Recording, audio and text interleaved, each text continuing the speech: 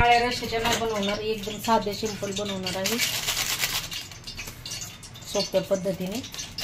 तर शेंगा आहेत ना थोडेसे मी शिजून घेतलेले आहेत, एकदम थोड्या घेतलेल्या आहेत, खूप जास्त नाही. तेलामध्ये मोहरी आणि जिरे,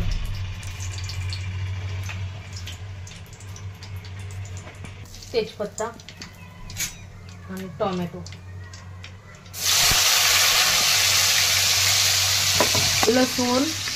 लसूण खोबरं भाजलेला, काय म्हणजे खोबरं लसूण अद्रक आणि हे बारीक करून घेतलेलं आहे.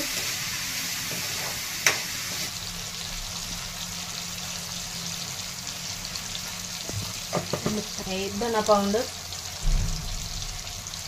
1 चमच टाकली, धना पावडर, हळद टाकली थोडी,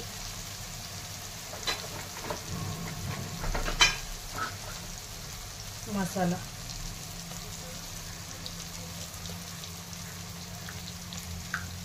टाकलेली आहे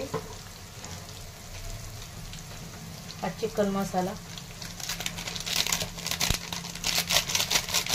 फुल मसाला,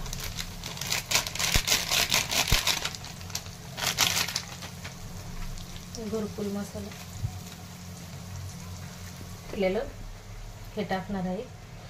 खोबरं लसूण आणि एक बारीक कांदा, खोबरं लसूण कांदा अद्रक हे बारीक करून घेतलेलं आहे. हे तेलामध्ये परतून घ्यायचं.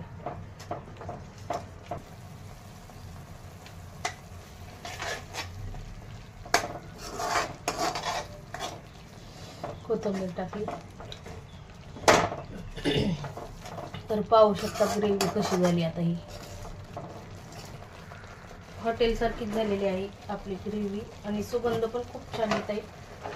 तर आज थोडी मी वेगळ्या पद्धतीने बनवलेली आहे. दरवेळेस मी काळ्या मसाल्याची बनवत असते. त्याला छान परतला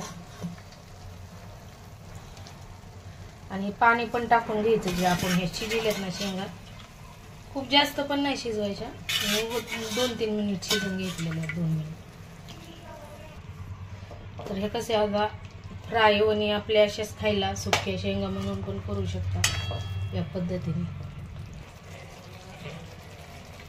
तर आता थोड्या परतल्या का पाणी टाकायचं आहे आपल्याला जेवढं लागतंय तेवढं, आणि थोडा भाजलेल्या शेंगदाण्याचा कूट टाकायचा आहे. तर आता पाणी टाकून घेतो आहे. छान परतलेले आहे. हे शेवग्याचे शेंगा उकडून घेतलेलं हेच पाणी टाकणार आहे भाजीला.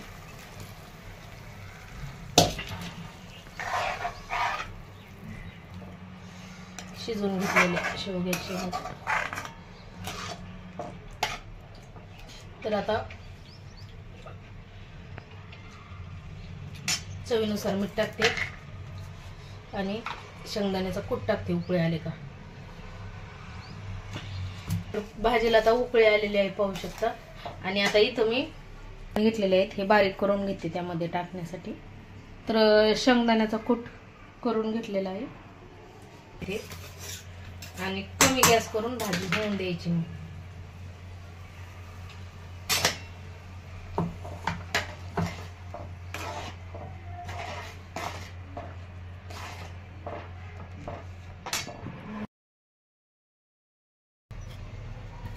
तर शेवग्याची भाजी आपली खाण्यासाठी तयार आहे पाहू शकता.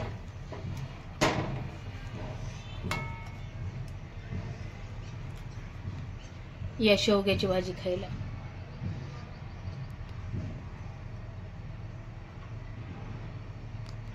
व्हिडिओ आवडला तर लाईक करा, सबस्क्राईब करा.